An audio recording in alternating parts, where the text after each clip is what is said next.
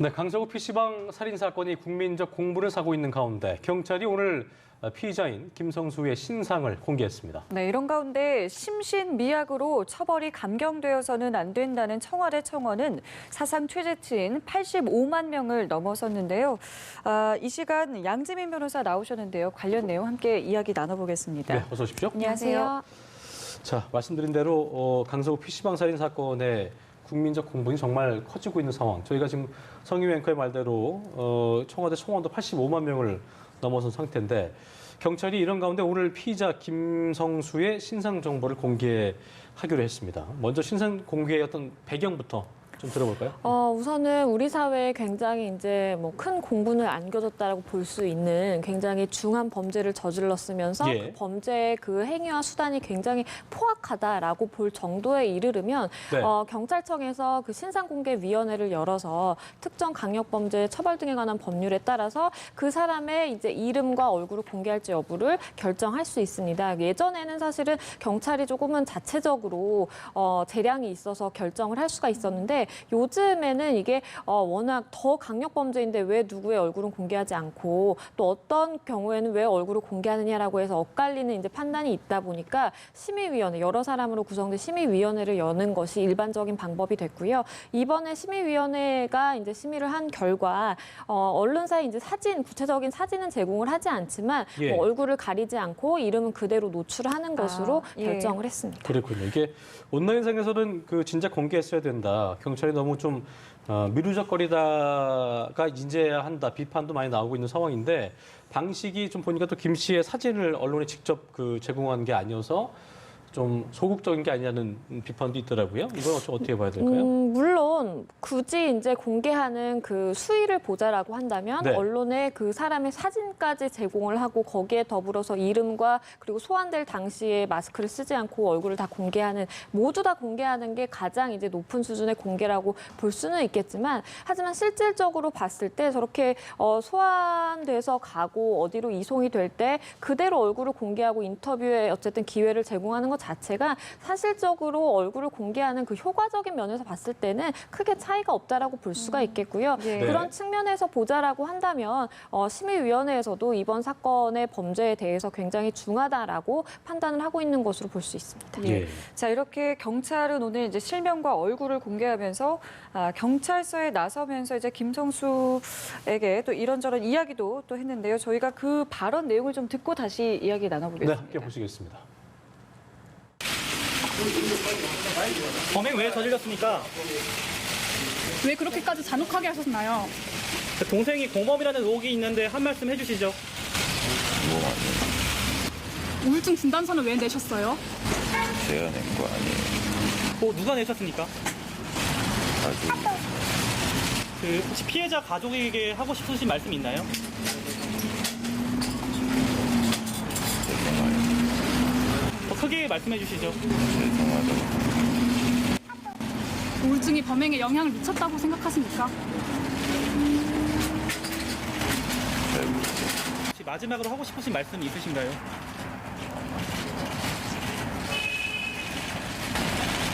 제가 잘못했다고 네? 지금 반성하신다고 말씀하신 건가요? 제가 잘못을 했다고 생각하기 때문에 제가 집값을 치러야 한다고 생각하고 있어요. 네, 어떻게 해야 된다고 생각하신다고요? 집값을 치러야 한다고 생각하고 있어요.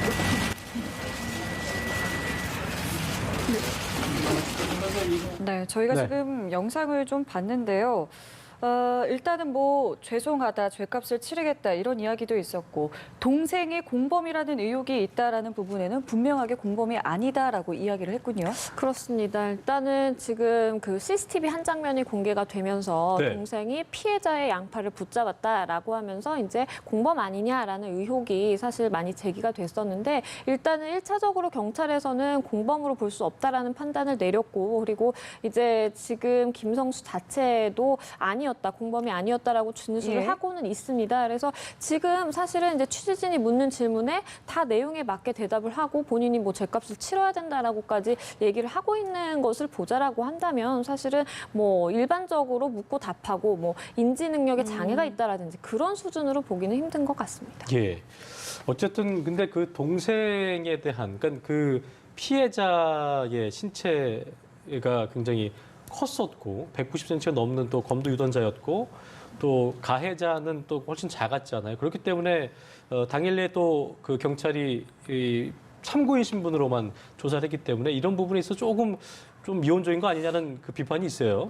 예. 그렇습니다. 사실 이제 경찰의 비난을 받는 부분은 일단은 15분 뒤에 지금 저 가해자가 다시 이제 돌아와서 네네. 살인 사건을 저질렀는데 그때 당시에 피해자가 분명히 아마 다시 돌아올 거다라는 얘기를 했을 거라는 겁니다. 그래서 예. 그런 얘기를 사실 경찰이 들었을 때는 바로 잠깐일지 모르지만 체포 조치를 하든지 아니면 정말 집까지 잘 귀가를 하는지를 확인을 해서 조금 마음이 안정된 부분까지 확인을 하는 정도의 그 시간을 조금 보내는 게 필요했는데 예. 너무 그런 조치 없이 본인의 집 방향으로 간다라고 하고 가니까 바로 그냥 뒤돌아선 거 아니냐라는 좀 비판이 있었죠. 그리고 뭐 CCTV까지 공개가 되면서 그런 그 비판이 조금 더 거세졌었는데 예. 일단은 경찰에서 판단을 하기로는 그 현장에서 동생에 대해서 2차례에 걸쳐서 일단은 질문을 물어보고 답을 받는 그런 신문이 간단하게는 2차례 있었다라고 하고요. 그 절차가 끝난 다음에 이제 귀가 조치를 했던 것이고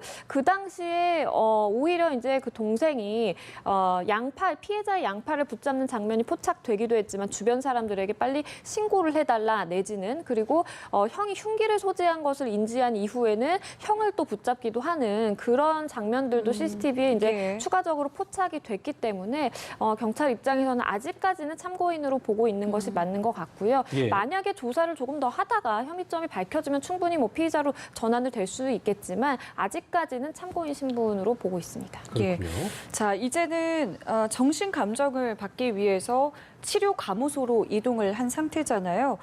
감정 결과가 나오기까지 한 달 정도 걸린다고 하는데 어떤 절차로 어떤 검사를 받게 되는 걸까요? 시간이 꽤 걸리는 것 같아요. 그렇습니다. 이게 이제 한 달이 최대 한 달인 거고요. 네. 뭐 한 달 이내에 끝날 수도 있습니다. 근데 네.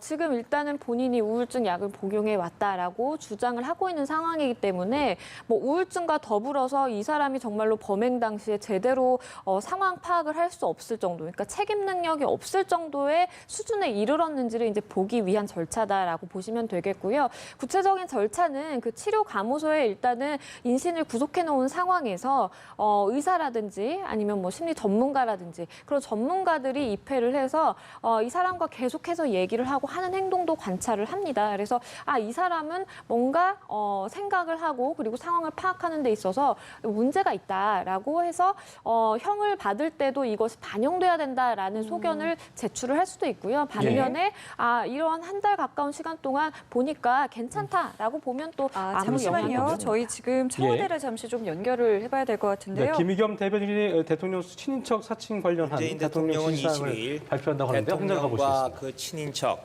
청와대 고위 인사를 사칭해서 사람들로부터 돈을 가로채는 범죄가 잇따라 발생하고 있다는 보고를 받고는 그 사례들을 국민들에게 소상히 알리라고 지시했습니다. 문재인 정부 들어 발생한 대표적인 경우는 6가지로 문재인 대통령, 임종석 비서실장, 한병도 정무수석, 이정도 총무비서관 등을 사칭했습니다. 피해자들은 많게는 4억 원을 뜯기는 등 거액의 돈을 사기당한 경우가 적지 않았습니다. 그 가운데 한 사례를 보면 지난해 말부터 올해 초 사이에 한 사기 전과자가 어느 지방의 유력자 여러 사람에게 문재인 대통령의 이름으로 도와주라는 취지의 가짜 문자 메시지를 보냈고 이를 받은 사람 가운데 한 피해자는 수억 원을 보내기도 했습니다. 문재인 대통령은 도저히 이해하기 어려운 터무니없는 일이 벌어지고 있다며 대통령과 친인척, 청와대 인사의 이름을 대고 돈을 요구하는 사람이 있으면 무조건 사기로 생각하고 신고를 해달라고 말했습니다. 네, 이상입니다. 네, 이제 녹화는 중단하시고요. 질문 받겠습니다. 네, 그 사례 6가지는 제가 미리 나눠드린 걸 참조해 주시기 바랍니다. 네, 질문 받겠습니다.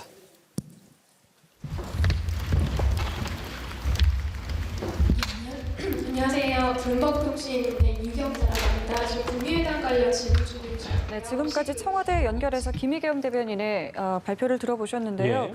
문재인 대통령이 취임 이후 사칭 범죄가 6건 발생을 했고 예. 이 많게는 4억 원을 뜯기는 등의 피해가 있었다라면서 이 대통령의 친인척 관련 사칭 관련 대통령 지시사항을 발표를 했습니다. 네, 어처구니 없는 거짓말에 막대한 피해를 입는다. 이게 사실 그 사칭 범죄는 뭐 변호사님께서도 많이 다 접해 보실 텐데 이게 그 굉장히 뭐 문재인 대통령, 임종석 실장, 되게 어떻게 보면 상당히 지명도 있는 인물들에 대한 그 사칭을 하면 사람이 순식간에 이렇게 좀 당할 수도 있는 건가 봐요. 그렇습니다. 4억이 넘게 피해를 입었다고 있다고 맞습니다. 하네요. 사실은 이런 종류의 사기 형태는 지금까지 계속 이제 발생해 왔고, 뭐 꼭 문재인 대통령이라든지 뭐 임종석 비서실장뿐만이 아니라 예. 뭐 유력 기업의 누구 회장을 안다라고 네, 해서 고위층들의. 그렇습니다. 그렇게 해서 이제 사람들로부터 수억 원에 이르는 거액을 이제 갈취하는 그런 범죄들은 사실은 계속해 있어 왔는데요. 네네. 어쨌든 이렇게 이제 청와대 입장도 발표하는 것은 이러한 친인척 사칭 범죄에 대해서 엄단하겠다라는 그런 의지를 좀 밝힌 것으로 보이고요. 그리고 예. 이게 지금 이렇게 공개적으로 나서서 제어를 하지 않으면 이게 워낙 또 커질 수가 있기 때문에 미리 좀 조치를 취한다라고도 볼 수 있겠습니다. 그래서 사실은 이렇게 누구 사칭해서 거액을 갈취하는 것은 전형적인 사기 범죄다라고 볼 수 있겠습니다. 네, 예. 그렇습니다. 자, 저희가 앞서 PC방 살인 사건 이야기를 나누고 있었는데요. 네. 그러니까 결국에는 지금 이 김 씨의 정신 감정을 받고선 이 김 씨가 우울증을 지금 주장하고 있는 부분이 맞는가 여부가 또 확인이 돼야 되겠군요. 그렇습니다. 일단은 본인이 약을 복용해 왔다라고 주장을 하고 아까 이제 인터뷰를 보더라도 가족이 뭐 진단서를 제출했다 이런 얘기도 합니다. 그래서 예. 실질적으로 우울증이 맞는지도 이제 파악이 돼야 되겠지만 우울증이 있다라고 해서 그것이 바로 뭐 심신미약으로 인정이 된다라든지 그런 건 아닙니다. 그래서 예. 결국에는 이 재판을 맡게 될 재판부에서 판단을 하는 건데요. 일반적으로 봤을 때 이런 정도의 우울증이 심신미약으로 인정되는 사례는 거의 찾아보기 힘들다라고 볼 수가 있겠고요. 물론 우울증에 더불어서 어떠한 정신 질환이 있다라고 한다면 뭐 충동장애라든지 내가 내 자신 스스로를 컨트롤할 수 없는 그런 정도에 이르렀다라고 한다면 모르겠지만 이게 단순히 내가 우울증 약을 먹어왔다 정도로는 심신미약 감경을 받기는 쉽지 않을 것으로 보입니다. 실제로 지금 80몇만 건의 어떤 강한 국민적 공분 또 총원이 올라오고 있는 상황에서 저도 이제 온라인상의 댓글들 쭉 그 여론을 살펴보면 심신미약이라고 할 수 없는 거다. 이번 사건은 너무 극악한 어떤 그 악한 감정이 있었던 거지. 이걸 우울증과 연계시키는 건 정말 부적절하다는 의견이 정말 대다수인 것 같더라고요. 그렇습니다. 이게 사실은 예전만 하더라도 뭐 술을 많이 마셔서 만취 상태였다. 그러면 그래 심신미약이다라고 인정을 하는 사례가 덜어 있었습니다. 근데 요즘에는 심신미약 감경이 워낙 이제 문제가 되고 그리고 재판부 입장에서도 이 사람 그 당시에 범행을 저질렀을 때 심신미약이다라고 인정을 해버리면 그거는 감경을 필요적 감경이라 그래서 반드시 감경을 해야만 하거든요. 그래서 재판부에서도 아이의 심신미약 자체로 인정되는 범위를 굉장히 좁혀가는 추세다라고 볼 수가 있겠고요. 예. 그런 점에서 보자라고 한다면 뭐 예를 들어서 내가 정신질환이 있다는 것을 알고 있음에도 불구하고 그래서 약을 꼬박꼬박 챙겨 먹었어야 함에도 불구하고 내가 누군가를 살해할 목적으로 상해를 입힐 목적으로 그 약을 고의로 먹지 않고 범행을 저질렀다라고 하면 그런 경우는 인정하지 않습니다. 그렇기 때문에 이번 사건 같은 경우에는 본인이 악감정을 품고 집에까지 가서 흉기를 준비해온 철저한 계획적인 범죄라고 볼 수가 있고 예. 그렇다라고 한다면 이거는 심신미약 감경이 되기는 조금 힘든 사례다라고 보입니다. 그렇네요. 자, 그리고요. 그동안 게임 아이디가 한자였다고 해요. 그래서 이 김 씨 그리고 동생이 조선족이 아니냐 이런 그렇죠. 의혹이 있어서 국적도 역시 밝혀졌습니다. 모두 한국인인 것으로 확인이 됐는데요. 글쎄요, 이게 어떤 한 큰 사건이 벌어졌는데 이 아이디가 한자였다는 이유로 이제 조선족이 아니겠느냐라고 논란이 좀 일었던 부분 역시 저희가 좀 짚어봐야 될 것 같아요. 그렇습니다. 이게 일종의 이제 외국인에 대한 그 혐오 감정이 잘못되게 되면 예. 이렇게 저 사람은 이런 흉악한 범죄를 저질렀으니까 뭐 외국인일 것이다, 조선족일 것이다라고 이렇게 섣불리 추측하는 그런 형태로 이제 사회적인 현상이 나올 수가 있다라고 보입니다. 그래서 예. 인터넷을 보면 사실은 오늘 이름과 국적과 그래서 이제 그 사실 부모님의 국적까지 한국인이다라고 예. 이례적으로 공개를 했는데요. 워낙 인터넷상에서 저렇게 한자로 된 게임 아이디를 사용을 했고 말투가 어눌했다. 그리고 이렇게 흉악한 정도의 흉기로 사용했을 정도면 이거는 우리나라 사람이 아니다라고 보는 이제 시각이 팽배했기 때문에 이례적으로 부모님까지 한국인이다라고 이번에 발표를 한 것으로 보이고요. 예. 일종의 이제 제노포비아로 볼 수가 있는데 우리나라가 사실은 이제 쭉 오랜 세월 동안 이제 단일 민족이다가 이게 조선족이라든지 뭐 요새는 뭐 난민 문제도 있고 네. 외국인들이 사실 많아지면서 이제 다문화 가족도 많아지고 이런 걸 사실을 제대로 이렇게 수용할 수 없는 상황에서 워낙 이 사회적인 현상이 급변하다 보니까 이런 현상이 이제 덜어 나타나는 경우가 있다라고 보이고요.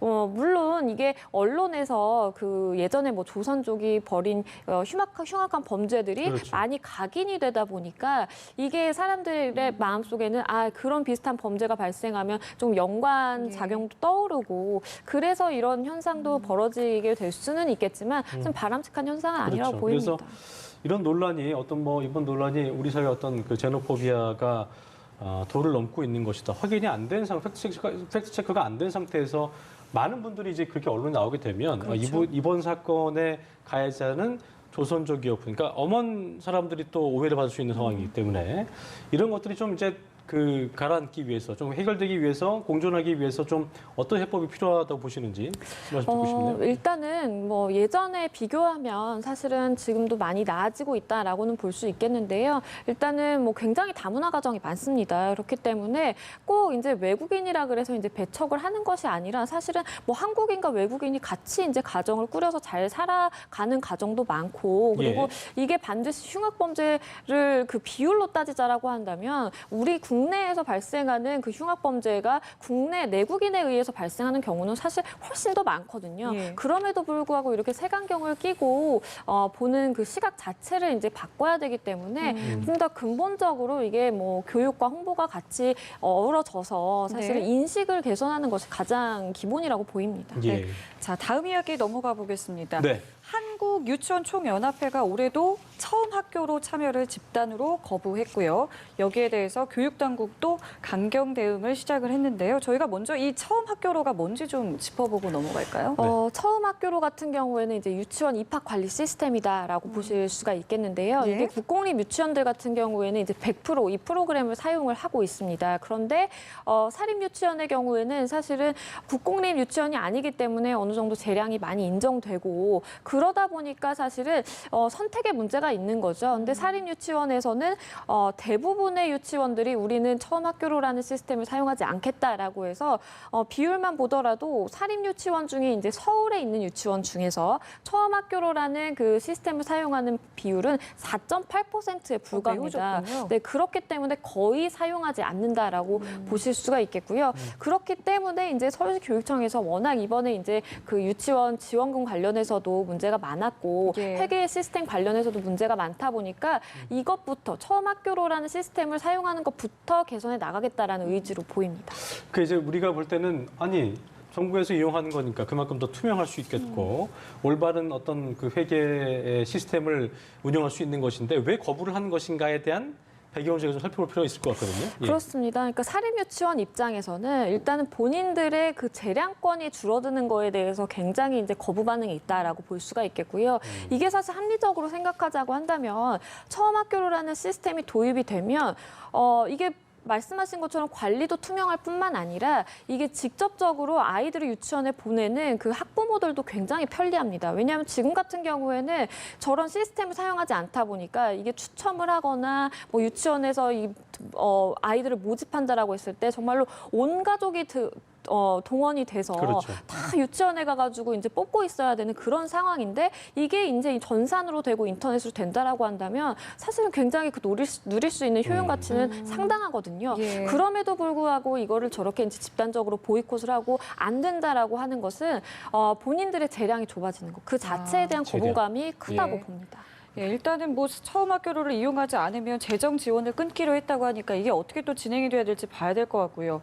그런데 한유총이 공금 횡령 또 유용으로 징계를 받은 교육부 공무원을 실명 공개하라라고 주장을 했습니다. 이게 약간 맞불 작전으로 좀 그렇죠. 진행이 되는 것 같기도 하고요. 그렇습니다. 이게 사실은 이제 교육청에서도 강경하게 나가다 보니까 예. 이제 그런 사립 유치원 측에서도 우리만 비리가 있느냐. 사실은 비율적으로 따져봤을 때 교육 공무원의 비리가 더 많다라고 주장하기에 이르는 상황입니다. 그래서 이게 사립 유치원 측에서 입장이 하나 나왔거든요. 그 네. 입장문의 제목이 사립 유치원 교육 공무원보다 훨씬 깨끗해라는 그 제목의 입장문입니다. 그래서 거기에 담겨 있는 내용이 아까 말씀해 주신 것처럼 교육부 공무원 중에 공금을 유용한 사람들 다 공개를 하라. 그리고 왜 사립유치원만 가지고 그러느냐. 이 국공립 초중고교에 대한 감사 결과도 다 이제 학교 이름을 공개해야 된다라고 지금 맞서고 있는 상황이고요. 예.